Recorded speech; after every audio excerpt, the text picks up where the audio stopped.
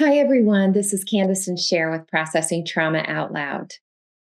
I have a question for you. Did you listen to last week? Because if you didn't, you definitely want to go listen to last week before you listen to this week. I mean, it's your choice. You could do it out of order, but this week's going to make more sense to you if you go hear the story. Because last week, Sher, you held with me an experience that I had Yeah. walking one morning in the park and being approached by a man. Yeah. And you actually, in real time, heard the full story for the first time. Yeah. So we didn't know how things were going to go. Yeah. And we just spent a few minutes processing Yeah. that we had, there's no way we could have known that I was going to have a part show up Yeah. that was scared to share the story Yeah.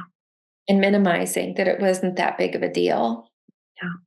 And yeah, my tears right now feel really tender because the work that we did through that, you know, there's a sense now that she's kind of excited that we get to share this part now. Yeah. She's excited because this is going to sound woo woo. It's almost like she's saying, other little girls and women need to know this. Yeah. So true. And I love her voice. Love that we get to do this because this is so important. Because, yes, other girls and women share the same story, very similar stories. And we get to offer good care in ways that make a difference and in ways that matter.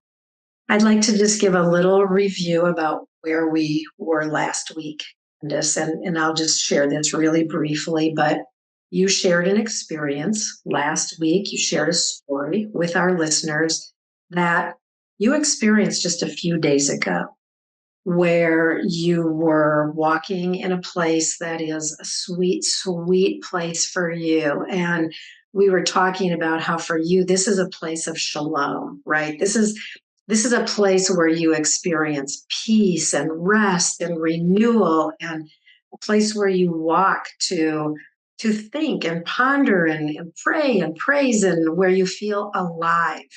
Mm-hmm. And we talked about that being a place of shalom. And we were using this kind of Dan Allender terminology about this process of how our hearts long for shalom. Mm-hmm. And this park is a place where you experience shalom. And then you had this encounter with a man along the trail, and shalom was shattered, right? Um, you experienced something from him that was awry and amiss, and you knew it in your body. And you didn't even recognize fully the dysregulation until um, after the experience was over. But as you went through it, your body was experiencing what your body already knew, the shattering of shalom. And I just want our listeners to understand the reason why we're talking about this is because when we go through these experiences, if we do not receive care, if we allow them to go into secret places and hiding, that shame can come in, and we get trapped there. And we're not able to experience shalom again, but we long for shalom. So we strive to find shalom, but we really can't. But when we go back and we bring care and we tell the story and we allow space for healing and love, open the door for the restoration of being able to enter again that place of peace and rest and feeling alive. And that's why we do this work. That's why we do this work for our own selves and our own lives. This is why we talk about it on the podcast. And this is why we're bringing this story today.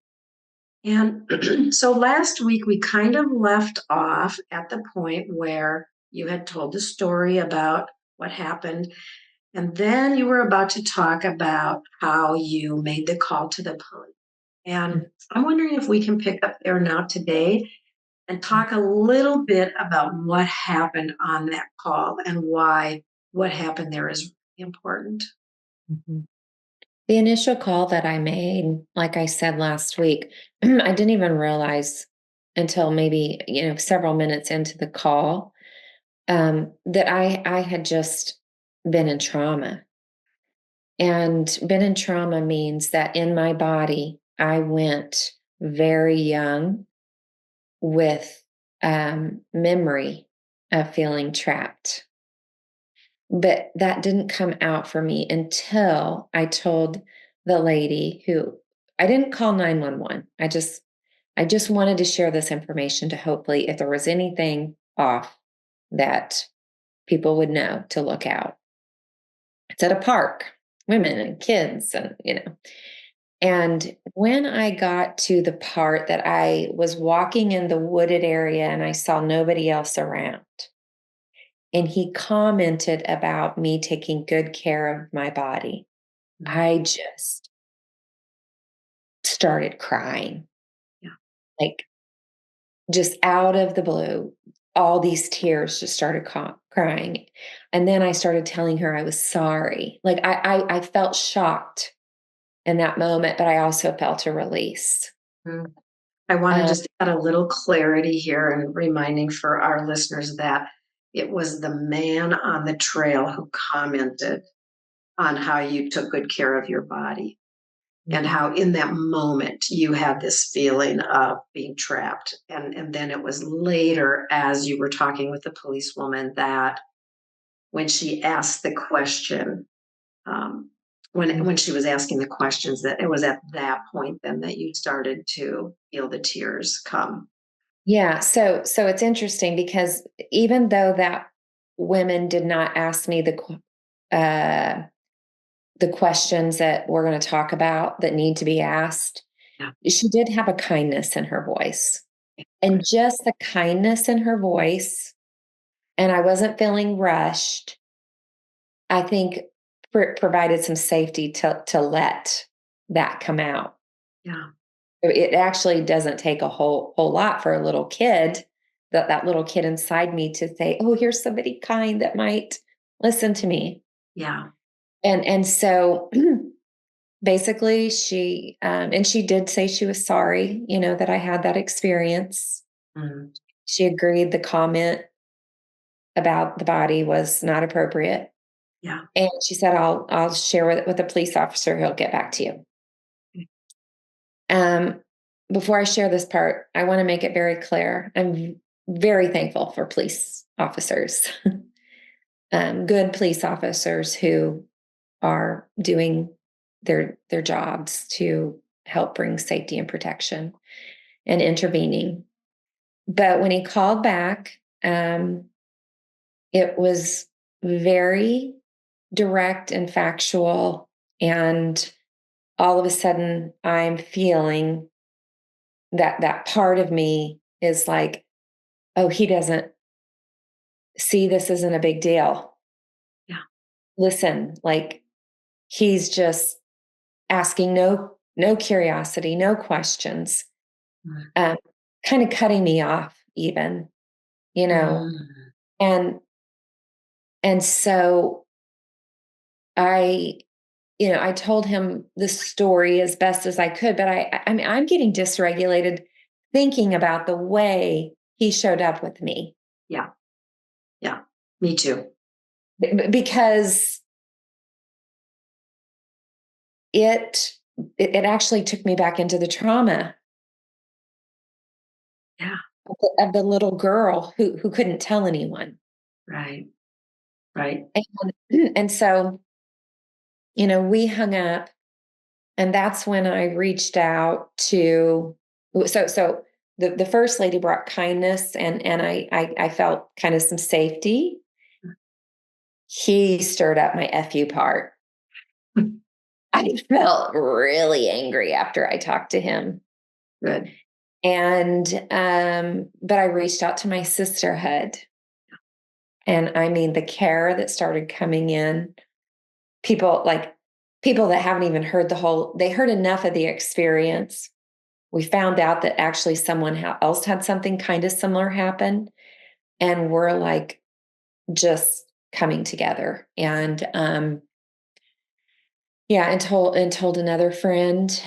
You asked me how many times, initially that I had told the story, and I'm going to say maybe 4 or 5 times before I shared it with you. So not a lot, actually. But just that care, and then the care that you gave me last week, if you go listen to that, um, has given me the clarity I need to what we really want to say in this episode. Yeah. Yeah. That how important good trauma informed care is, and what a difference it makes when you were not met with people. Again, we are not here to disparage the police force in any way, but you were not met with trauma informed care until you came after, until several minutes after the experience and after dealing with the police. Then you came to our sisterhood and you started to receive care, like a lot of good, lavish care. So what we want to talk a little bit, and I just want to pause, and I've said this to you before, but I want to say it on the recording. Like, I am so sorry that that was your experience. Like, truly, like in that moment, you needed and you deserved and you were worthy of somebody pausing and offering a bit of care and curiosity rather than just a gathering of information. And I'm sorry that you did not get that immediately. Yeah, And thank you. yeah. And Yeah, go ahead. Sorry. no, because what that's bringing up for me is if you're looking at me as this capable 54-year-old woman, right? And Which and you're you are. and you're and which I am, there's no shame in this, but just notice if you have any judgments towards what I could have done, what I should have done. And trust me, I have done the same thing to myself. So I'm not judging you if you do it. I'm saying notice if you have any parts that are doing that. Because what I want to say is trauma. If you don't understand trauma, I went into feeling like a trapped child. This is trauma informed understanding that when we show up that way, especially in our group, we know in that moment, oh, we have to take care of this child that's showing up. Yeah. Now, should a police officer understand that? Yes. Yes. Should teachers understand that? Yes. Should pastors and ministers understand that? Yes. Is it hard to really get educated and learn and understand? Hell no. Do it. What do you have to lose?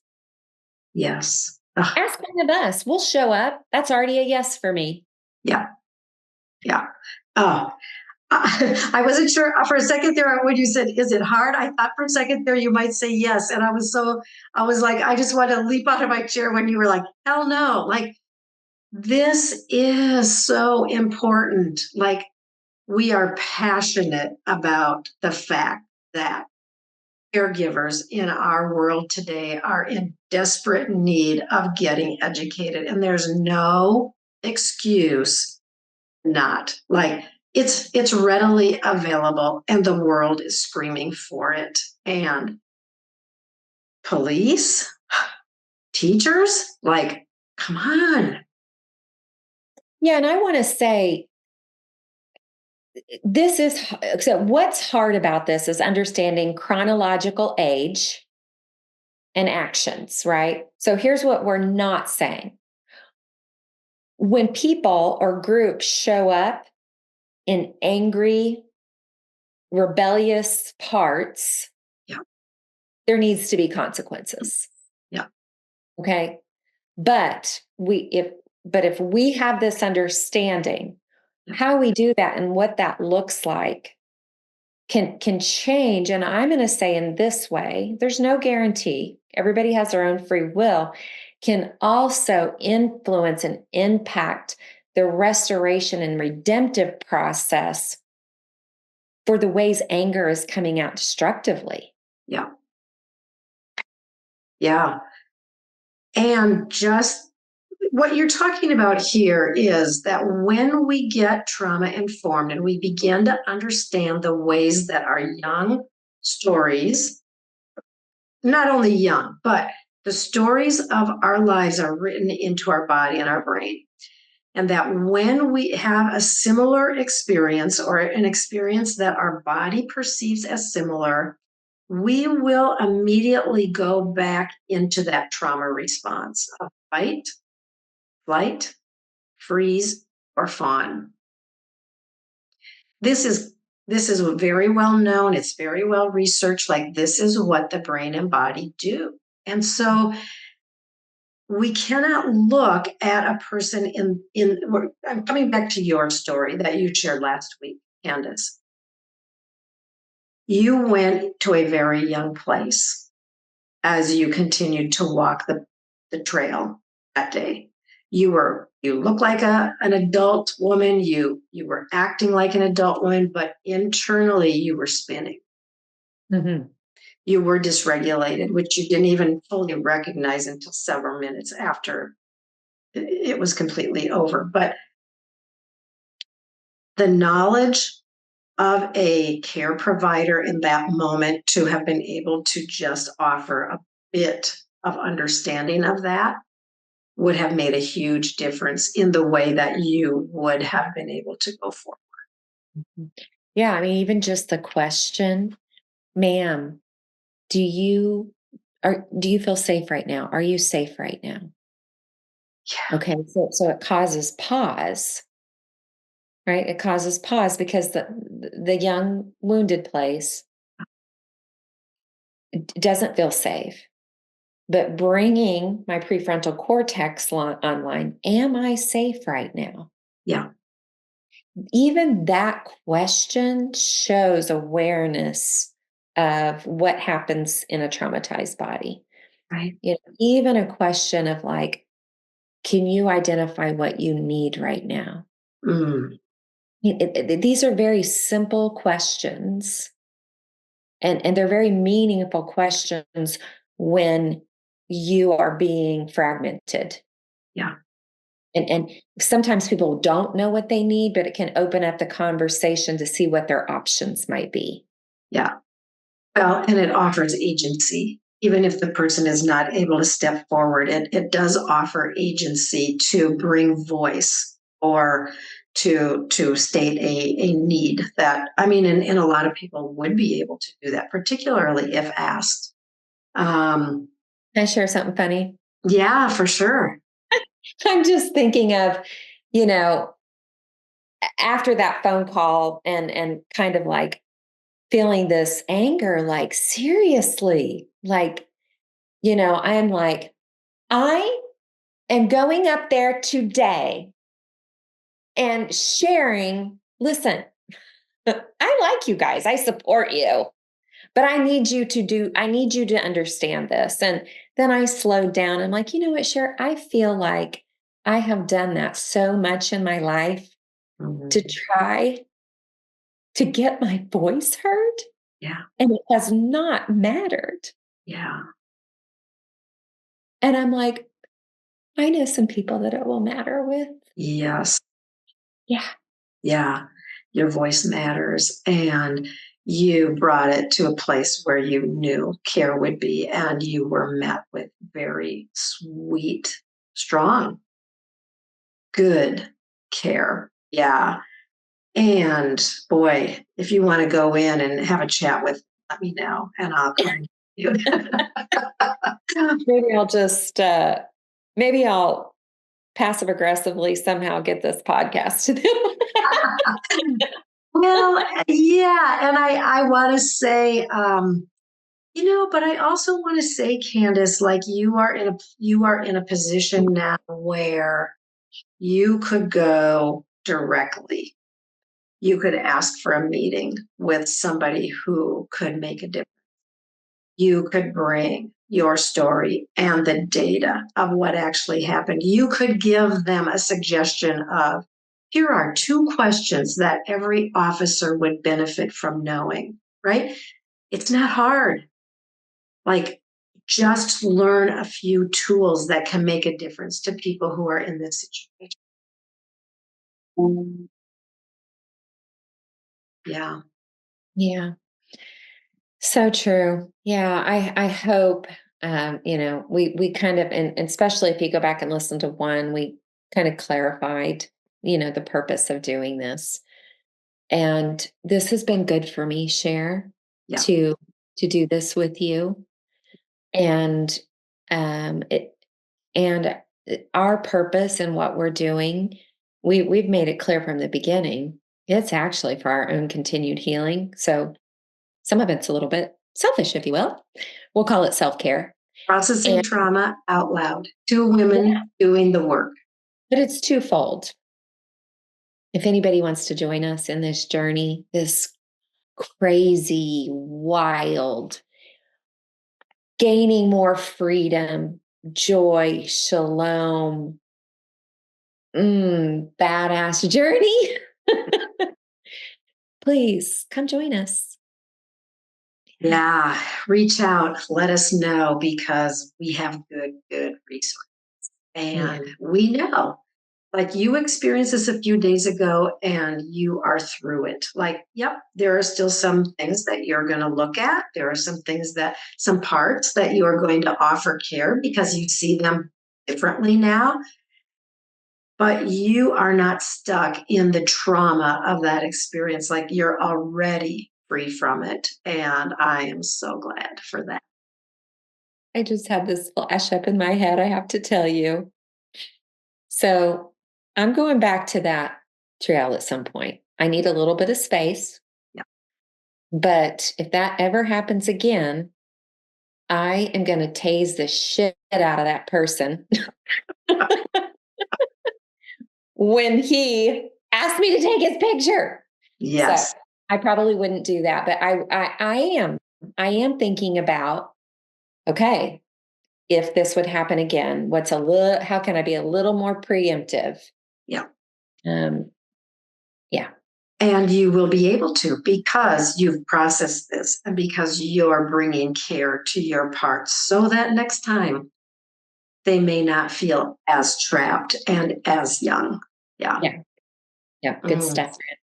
Love you so much. Kandace, thank you again for bringing this story and this process. And we hope that not only has it been healing for you, which we know that it has and it is, but we want it to be meaningful to our listeners as well. And again, we encourage our listeners to reach out. We know there are many similar stories out there that haven't received care, and maybe it's time. Yeah, yeah. Kandace, thank you. And thanks for doing this journey with me. What an honor. Oh, my honor too, friend. Love Love you you. so much. Bye.